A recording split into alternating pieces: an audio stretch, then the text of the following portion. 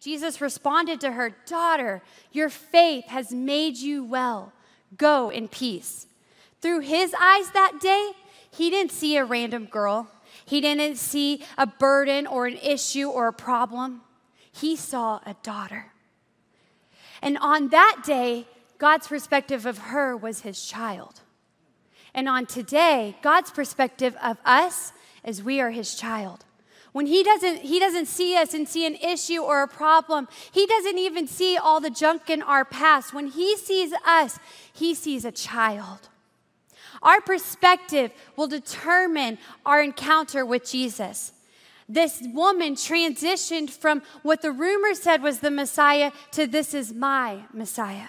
She transitioned from a good story that she had heard to "this is my story. This is my healer. This is my Messiah. This is my Savior, my great I am." And see, many have come into church today or at any other time, and they have an issue of blood. And through their eyes, they see a man that some have encountered. But my prayer is that for each and every one of us today, that we would have an encounter with Jesus that changes our perspective forever. And that we would no longer depend on the crowds to lead us to Jesus, but that we would begin to see him for ourselves. So much so that he calls us sons and daughters.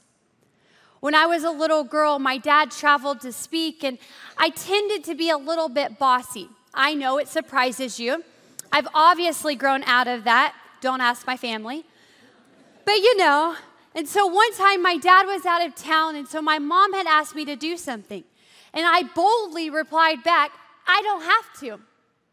She said, "Excuse me?" I said, "I don't have to."